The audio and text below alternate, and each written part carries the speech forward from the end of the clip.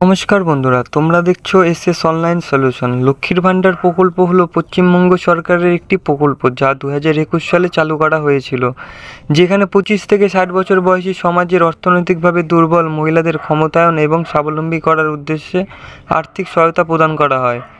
এই প্রকল্প চালু করার পর থেকেই বাংলার প্রতিটি ঘরে মা বোনেদের মুখে হাসির ঝলক দেখতে পাওয়া গিয়েছে।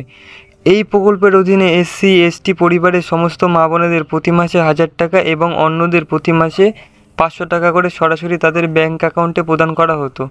তারপর আবারও পশ্চিমবঙ্গ রাজ্যের মাননীয় মুখ্যমন্ত্রী মমতা বন্দ্যোপাধ্যায় লক্ষ্মীর ভাণ্ডার প্রকল্প নিয়ে বড় ঘোষণা করলেন। তো ঘোষণা সম্বন্ধে আলোচনা হবে ভিডিওটির মাধ্যমে।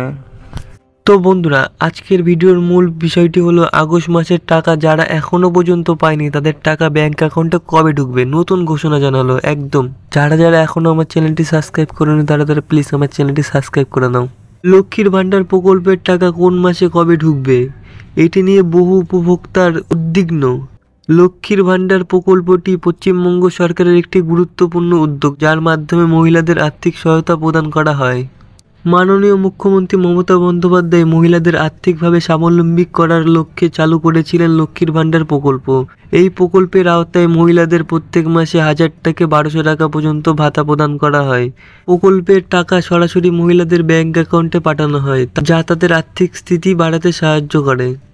তো আমরা জানবো আজকে আগস্ট মাসে যারা এখন অবধি টাকা পায়নি তারা কবে টাকা পাবে। নতুন আপডেট অনুযায়ী আগস্ট মাসের জন্য টাকা বিতরণের প্রক্রিয়া 1 আগস্ট থেকে শুরু হয়ে গেছে। তবে উপভোক্তাদের টাকা হাতে পেতে কিছুটা সময় লাগতে পারে। বিভিন্ন ব্যাংকের কাজের গতির উপর নির্ভর করে টাকা পাওয়ার সময় ভিন্ন হতে পারে। তবে সমস্ত উপভোক্তাকে 30 আগস্টের মধ্যে টাকা পাওয়ার নিশ্চয়তা দেওয়া হয়েছে। যদি কারো টাকা পেতে সমস্যা হয় তাহলে তারা স্থানীয় ব্লক অফিস বা সংশ্লিষ্ট ব্যাংকের সাথে যোগাযোগ করতে পারেন। এছাড়াও অনলাইনে লক্ষ্মীর ভাণ্ডার প্রকল্পের অফিসিয়াল ওয়েবসাইটেও আপডেট চেক করা যেতে পারে।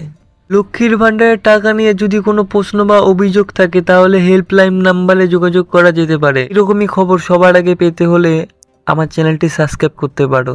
ভিডিওটি ভালো লাগলে একটি লাইক করে দিও।